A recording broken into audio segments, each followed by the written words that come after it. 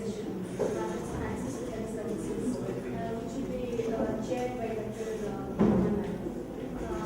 And we have two speakers, Mr. Achin Chakraborty and Mr.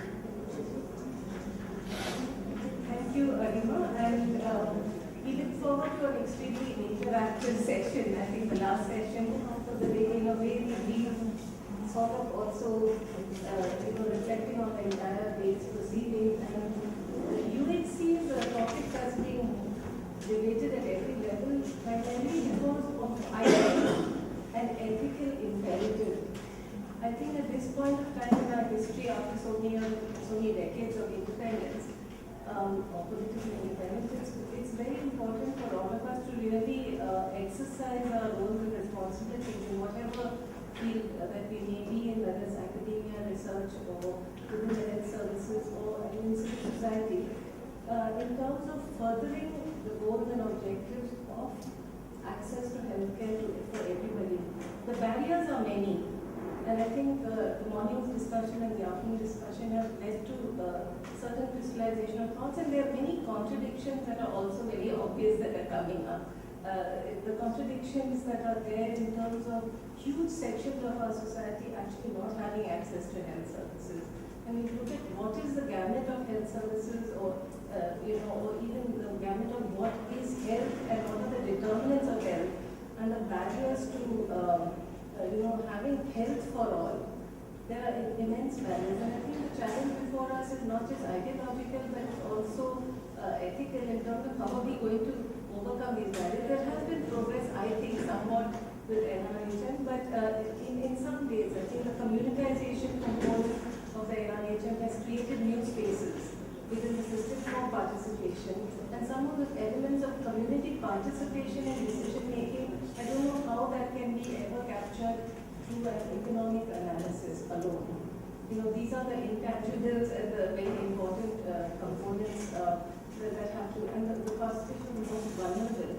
So I was also intrigued to hear about the health economics associations that we were discussing, and the role that they would play in terms of driving the health policy of the country further.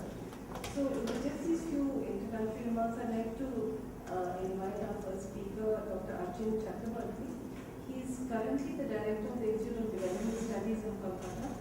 He received his PhD in economics from the University of California at Riverside, USA. He was previously at the Center for Development Studies at Thiruvananthapuram, Kerala.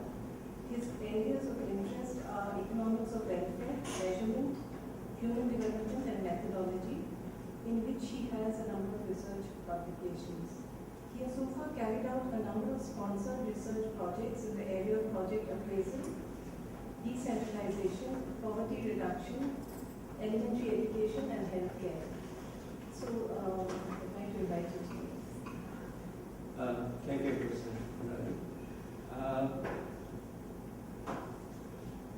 What I'm going to present now, even though broadly it comes under access, but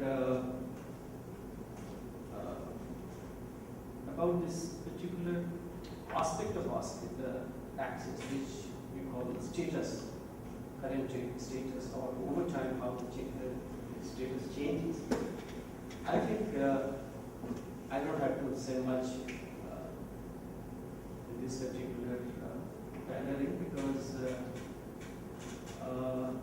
most of you are familiar with this standard data sets that we have, and from the data, the kind of what should I say, descriptive analytic studies that we do from National Family Health Survey, GLS, NSS. I think a good number of studies we have seen so far. And most of the studies, I would say they are more evaluative and associative than explanatory. By which I don't mean that they are not explaining, but what I'm saying is that mostly in the nature of evaluative and associative. By which I mean that you take a couple of variables and look at the association among them. And in most cases, the thing that we are studying, there is some kind of outcome indicator of access, physical access, and also sometimes people take into account a broader definition of access, taking into account the final outcome in terms of the outcome. So all kinds of different kinds of studies actually inform us about both lack of access and high inequality in access. And inequality also, we know that it's across social groups, economic classes, and also regional. And of course, with all these different studies that we do are definitely within the confines of the availability of data.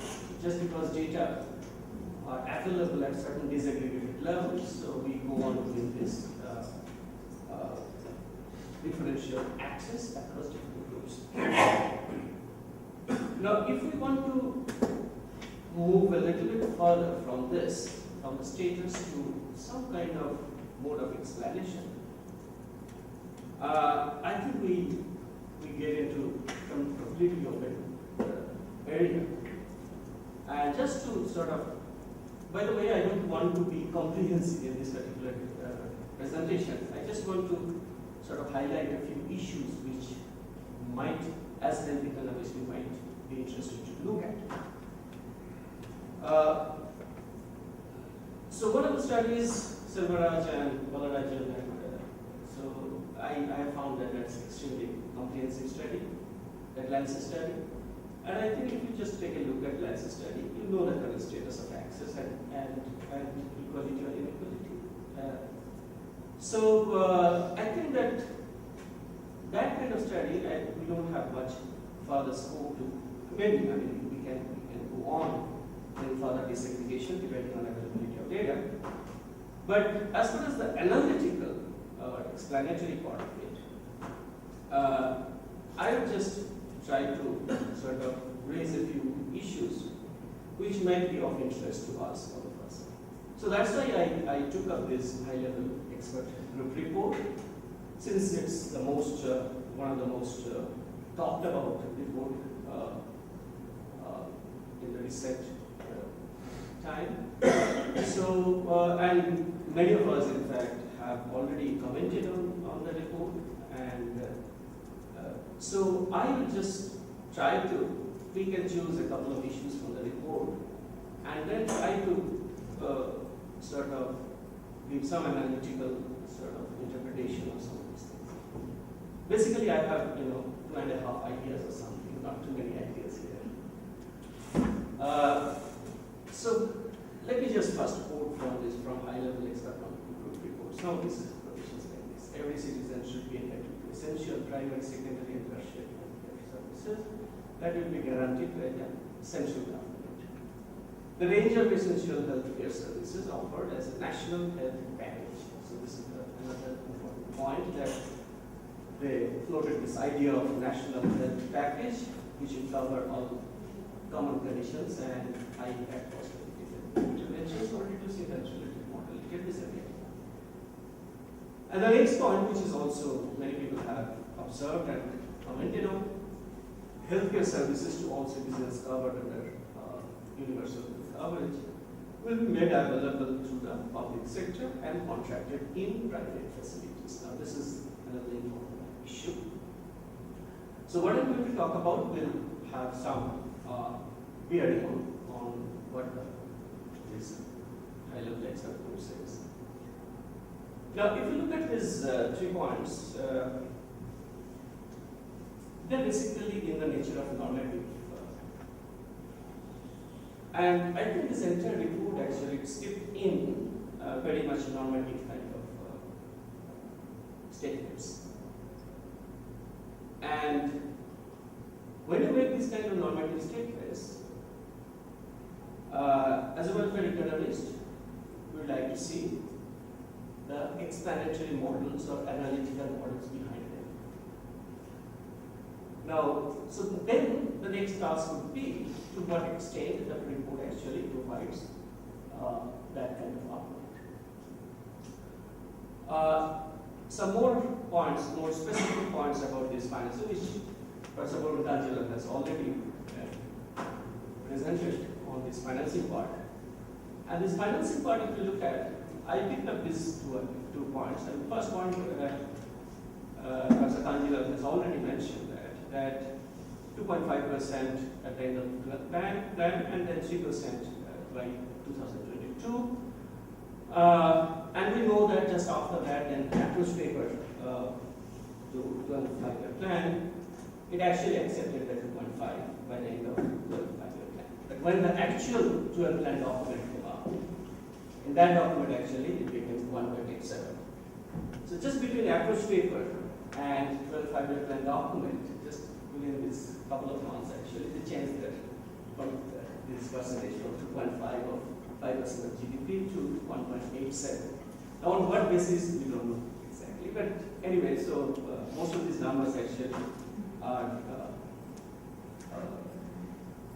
sort of arrived at some basis.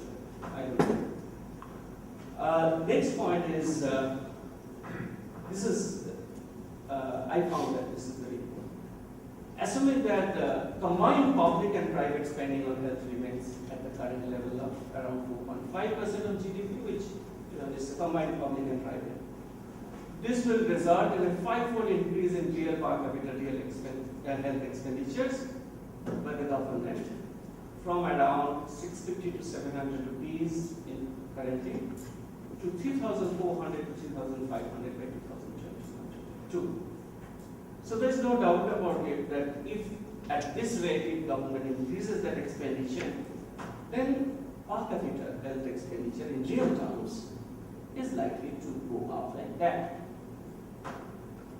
But what comes next? There will also be a corresponding decline in real private out-of-pocket expenditures from around 1,800 rupees to 1,700. Not much, but that is their prediction by 2021. Now I would try to focus on this particular aspect, this particular part. Even though Professor Kanjila has already shown that negative relationship, you see that, I mean, when you look at a fit, the outliers sometimes are much more important than the fit itself. So, in other words, if you look at a subset of some of these countries, or if the countries, the sample changes, then you may get a very different pattern. But on the other hand, as a researcher, I should go on testing this more and more results. But from that fit, can we see that if we increase public expenditure by 2% and then private expenditure will come down by 3% or 5%? Can you say that? Here actually I would like to make a difference between associative studies and explanatory studies. So what we have found in the data actually is associative. That means we are getting some association between two. And why this is happening, I haven't seen any explanatory model actually. That why this might happen. That is, if you increase public expenditure, then private expenditure will come down. I'll talk about this later in somewhat more detail. So here, as far as I can see, here the underlying assumption is that the resource allocation question in the public sector can be considered independent of the strategic actions of a large, varied and growing private sector. I want to emphasize these strategic actions of the private sector. So when we talk about public sector or enhancing the allocation in the public sector, from a normative point of view, we usually what we do actually, we completely know the strategic actions of other actors. Now, if we take into account that, then we really need a kind of general equilibrium model so that any intervention which can have multiple repercussions as a result of interactions of different agents. So I would like to focus on that particular part. So this is what they predicted, the high-level committee report. That is by, see that between 2011-12 and 2021-22, it would just reverse. That means, that if 4.5% remains unchanged, then the deviation will be just reversed. Now this is a very, specific kind of prediction, and I would like to see what is the basis of that kind of prediction.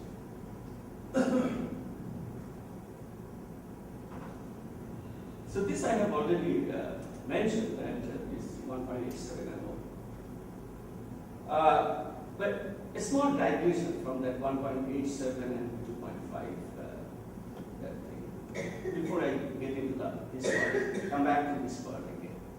Small digression. Now, when you look at this particular thing, like whether it's likely to go up to 2.5 or not, how do you predict or how do you assess that? One idea could be you just look at the past data, and on the basis of that, you project. Now, you might say that no, after this high-level committee report and after this planning commission's, sort of very, planning commission's willingness to accept, at least formally, their recommendations. One would like to see that from 2012-13 budget allocations, well, gradually it will go up. It's going to go up. I looked at this data. This is not health expenditure as such. I looked at this entire social sector data. And health expenditure is part of that. Now, if you look at social sector, in budget actually social sector comes as social services, plus some items for rural development you should include to sort of make it social sector. And that's the convention that we follow. So these two together, this rural development plus social services, give you so-called social sector expenditure. Now, if you look at these two separately and their behavior over this time, remember this 2003-4 to 2007-8, that's the so-called golden period in growth, 8.5 to 9% growth rate. So during that period, you could see that social sector, that top one, as a percentage of total expenditure, public expenditure, that went up. But look at 2008-9, what happened? 2008-9, just around the time of election.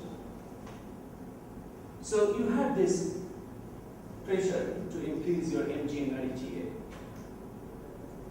So MG and RGA money actually went up. At the cost of what? At the cost of social sector.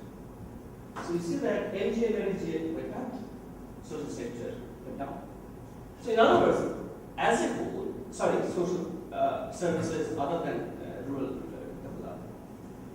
So what I'm trying to suggest is that as a whole, if you look at the social sector expenditure, you had no sort of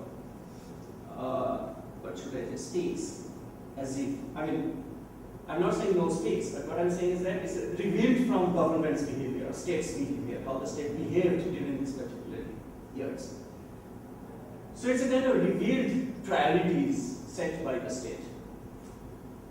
So I think as health economists, I think we should make it a point that get into these budgetary details over a period of time and try to sort of extract the revealed priorities of the state.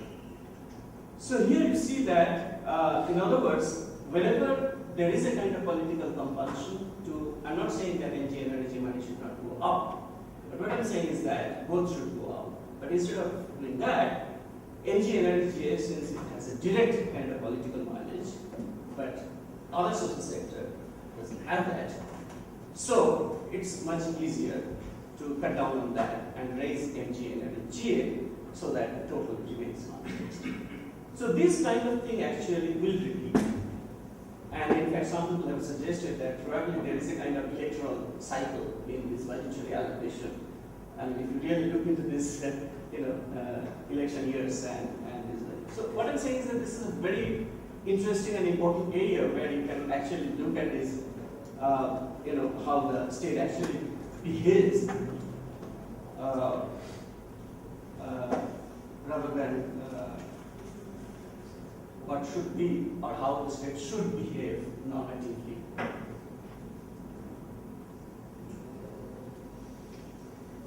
So basically the point is that even though I started with access question, but ultimately it boils down to this question of resource allocation question. So what I'm talking about is basically it's a resource allocation question, broadly speaking, not only just financial resources, but also resources of other kind, including this if private sector grows, then what happens to this health personnel and development personnel. So basically, if we accept the sort of constraint that the government faces, so what is happening here? Out-of-pocket payments and user fees, we know that have completely deleterious effect on usage. Now, user fees, in fact, we have, I heard about user fees, but I think now it's more or less settled that user fees do exclude people. There's no doubt about it. In fact, all these randomized trial experiments, in fact, show that user fees do exclude people, and who are these people? They're the poorest. So, user fees can never be an option. And given the high out-of-pocket payments, so what are the options that we have? So basically, the high-level committee report, in fact, talked about these two different options. One is that contribution of social insurance, but you know that this is a so-called beverage model versus Bismarck model. And Bismarck model basically talks about this social insurance. When you have a larger working population, then you can talk about social insurance, on the basis of contributions by employers and employees. So this is standard Bismarck model. And beverage model is national health service kind of thing, which is actually based on this tax, general taxation. So I think they much debated on that. It looks like that. If you read the report, it looks like that they really deliberated on that whether it should be based on general taxation or whether it should be based on social insurance, which requires a large working population in the formal sector. So this particular option actually we don't have, because we have large informal sector and this contribution-based kind of social insurance we don't have. So that's why they ultimately boil down to this increased tax mobilization or increased tax revenue. But the question is that they never raise this particular point, that you can suggest increased tax mobilization for more expenditure on public provisioning, but there is no guarantee that increased tax mobilization, even when it is feasible, that it would be translated into health expenditure. There is no guarantee. So my suspicion is that even if tax revenue increases, still you may have these pressing needs like MG and IGA, and then again, the sector can take an exit. So in other words, there is a kind of assumption that general taxation, right now we are taxing just 11 to 12% of GDP. That's not good enough. Even if we raise it to 15%, what is the guarantee that this extra thing would be spent on health? Absolutely not. So in other words, what I'm saying is that one has to read this high-level report along with the behavior of the government over the past couple of years or so. Then only to get the real picture on what is feasible and what is not, what is politically feasible and what is not. So that's why my suggestion would be that from normative and arguing from normative point of view that this is no, this is no good, that is no good. So it still remains on the normative question. Basically, it's your value judgment by versus my value judgment. Instead of getting bogged down in that, why don't you move out of that normative discourse to a kind of positive analytic discourse where you have some kind of explanatory model in your mind and you can point out that this is not supported by that model, what you are suggesting. So this is my idea, that you get some insight from microeconomic theory and also basically general kind of idea. Professor Kanjilar also talked about institutionalization of regulatory mechanism. Now, well, when you talk about regulation, you have to talk about regulatory action as well. So who is going to regulate the regulator? That kind of question. I think we have a lot of analytical models to address those questions, that how best you can regulate given the constraints and things like that, given the sort of motivation of the agents, things like that. So my argument is that this I have talked about. Yeah, the other source of sort of analytical idea could be some generalizable insights from other countries. Now, when you read the high-level committee report, at the same time, if you read some of these experiences of other countries, you get some idea from there. Now, some of these generalizations actually I found very relevant and interesting in our context. One thing is that, again coming back to Professor Kanjilar's that diagram, public share of revenue may increase as countries grow richer. The public share of provision shrinks. In other words, what happens is that public expenditure will go up as the country gets richer, which Professor Kanjilar showed. But the share of public provisioning actually that can come down. Now the question is that one of the reasons for cost escalation or not? Have we asked this question?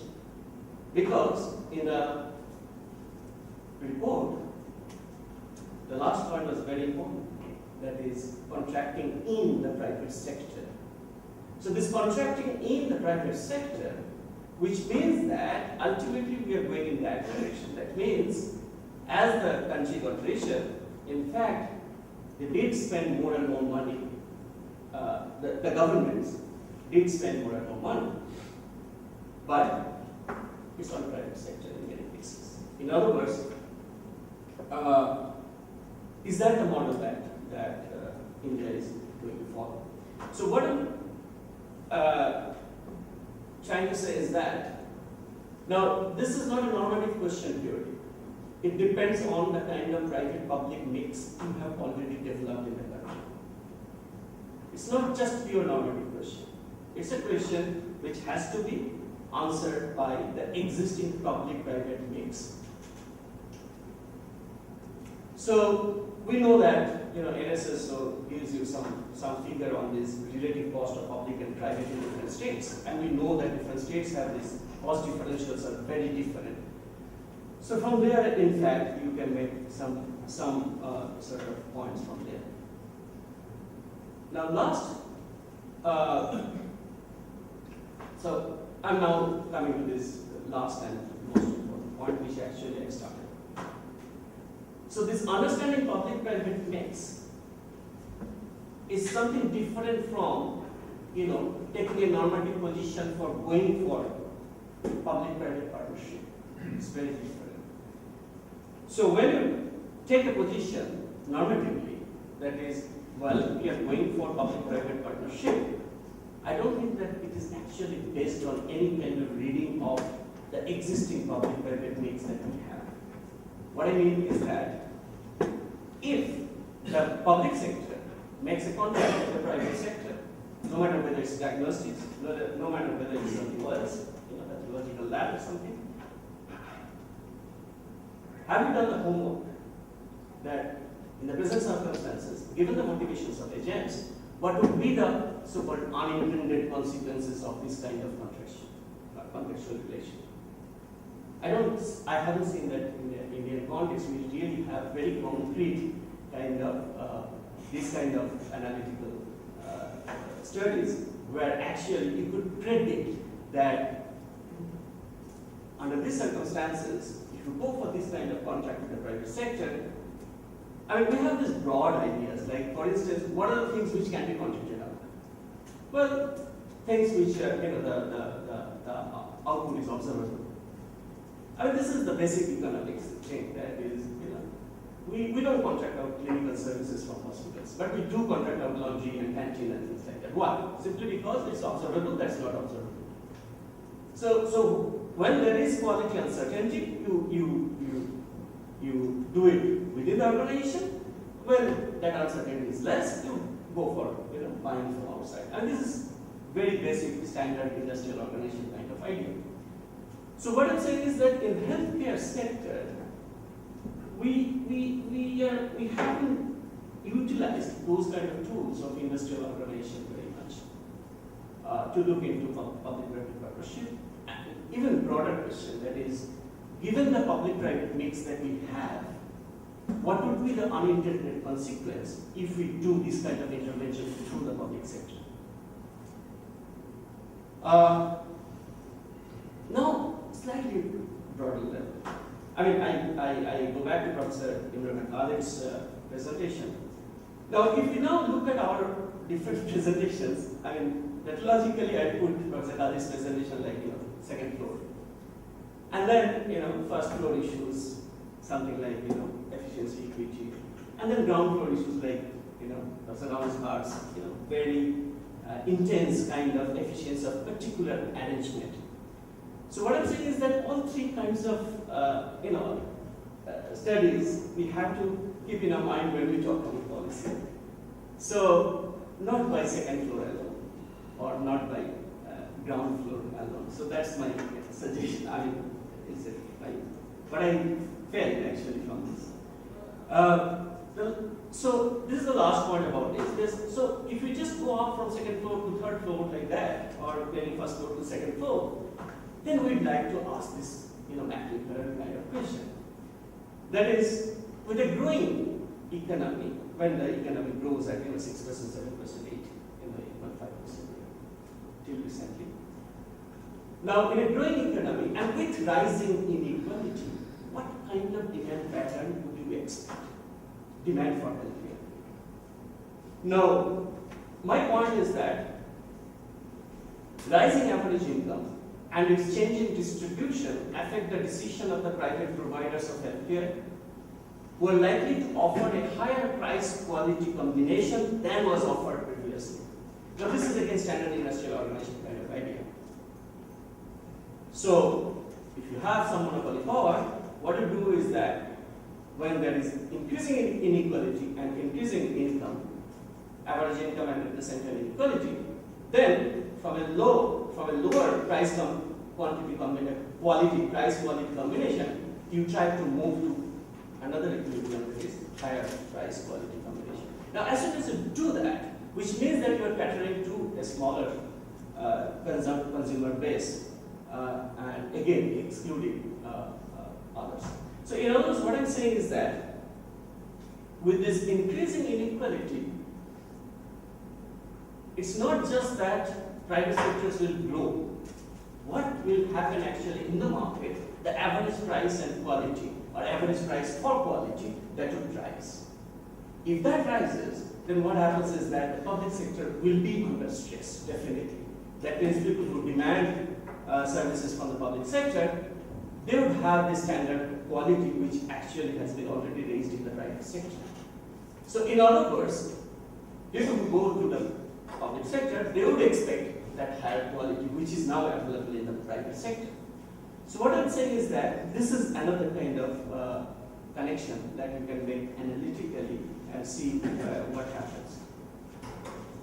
So my point is that, my final point is that the expert group's prediction that increased public expenditure will gradually reduce private expenditure may not happen simply because of this.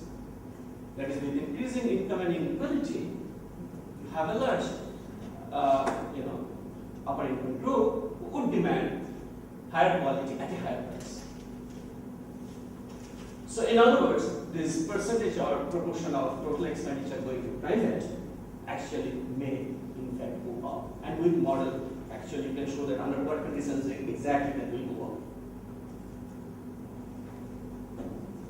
So, in support of that, and this is just casual empiricism, it's not any kind of regression or anything. This is from that paper by Chakraborty and Chakraborty and others. I just picked up from there. So you look at this per person public health spending in Kerala, 287, private expenditure as percentage 90.3, one of the highest. So basically, these states actually form. It's like this instead of horizontal this. So in other words, it all depends. So if you pick up some of the states like this, then you will find that, well, Kerala is always an exception, right?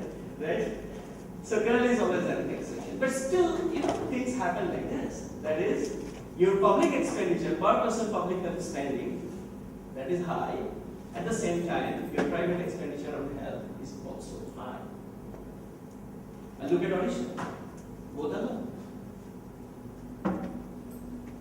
So what I'm saying is that, well, this is not a proof of anything, but what I'm saying is that these alternative scenarios are possible.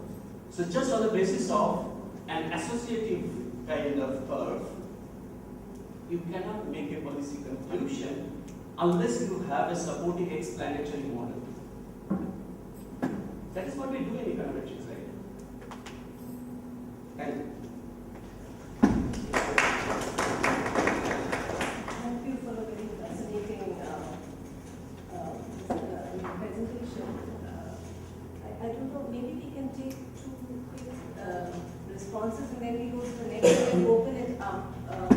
So maybe first of all, No, just two questions actually. One, the graph that you showed us, very interesting on the electoral cycle, determining a mix between rural development and social services. That particular inflection point in 2007 was very clear. But it was also interesting that if you look at the two endpoints, 2002 and 2013, both are coming down. no, rural development's come down and SS has gone up. Oh yeah. Towards the end, yes. So I'm wondering whether that's because there's a perception that you can actually siphon more from social services. No, this year or next year you won't see that because the election is coming. Yes, they were. But still, you look at 2002 and 13, Right. the two of them are really two different directions. Just Yeah. something I wanted to point out to you. Again, the explanation is awaited. You can just see it. The other was just the last modeling point that you made on, overall economic growth will lead to a larger percentage of the population asking for a higher price quality combination. And therefore, the point that you raised about public-private distribution. I just wanted to point out that this squarely rests on the assumption that price and quality go together, and that the reverse is not true. So you could have, in certain situations, community medicine, etc., where the quality of healthcare actually goes down with lower price implications. Yeah, the quality thing is really very So difficult. I'm just saying that the macro reading that you gave, that therefore the mix, however much public expenditure you increase, private expenditure will still continue to exponentially increase. Yeah, but at least at the perception level, in fact, when you see that Apple is charging high price, so probably they have bought some, 5 crore machine or something, and they will display that and saying that this is the most sophisticated machine. So you get the feeling that it's a better quality. So I just think that way, maybe when you do the modeling, you could do both scenarios, scenario A and B. yeah, sure. Price quality together, price quality not together. yes, sir. It's easy to agree with you that the projection of the high-level expert group that private will come down if public goes up is just hypothetical and most likely not true. It's equally easy to disagree with your explanation because it's also hypothetical and it's in fact wishful thinking. It's wishful thinking in the sense that instead of assuming that this evolution will lead to higher quality for the same price or better quality price range, that what can happen is what usually happens, that new false needs are created, that everybody wants every year a total body scan, and that for every pregnancy one wants which is there's no medical education, not for the one, not for the other. Yes? And then I even think that your answer to the last question, that you mean quality in the sense of perceived quality as it is presented in high price, is a fairly unethical answer in a session on ethics.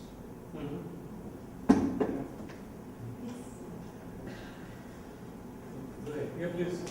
I want to ask you, I think, why is the supply side not at all the issue? Why is everything projected as if everything will be shaped by the demand? I mean, I don't know whether or not a different, I'm not sure referring to, I haven't read the engineering report, so I can't say what they say about supply, but clearly, a lot depends upon those supply strategy. If you are not going to supply to the public sector, if you decide to squeeze it, then many things can come about. But in terms of, so that should be also, we should be explicit about that. Yeah. Whether there is a strategic decision not to do too much about the supply sector. Otherwise, what's the point? I mean, the whole share issue.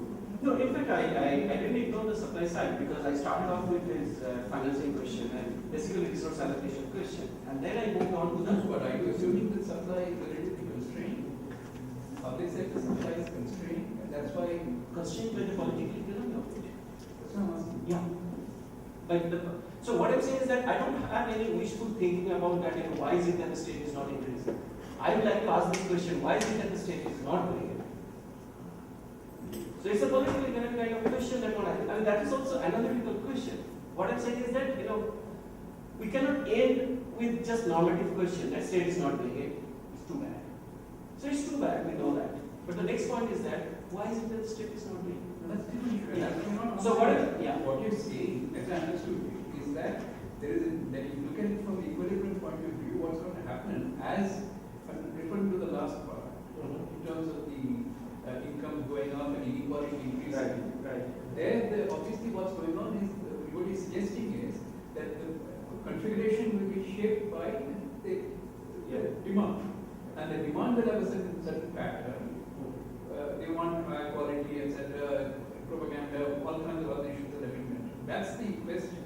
But this is very much demand focused kind of a thing because you don't know what the story would be. Supposing you have another strategy. Supposing, I'm just saying for the sake of argument. Sure. Supposing you have a strategy of importing health workers from other places or increasing the supply of medical practice, etc. You theoretically could have had a different strategy. Sure. That part obviously is not. So there is some implicit assumption about public sector supplies. Yeah, I'm not saying that this is the final explanation. I mean, this is just it could be water. Yeah, I'm sure that Narayana has a lot of Narayana has a lot of please. I just have one small observation.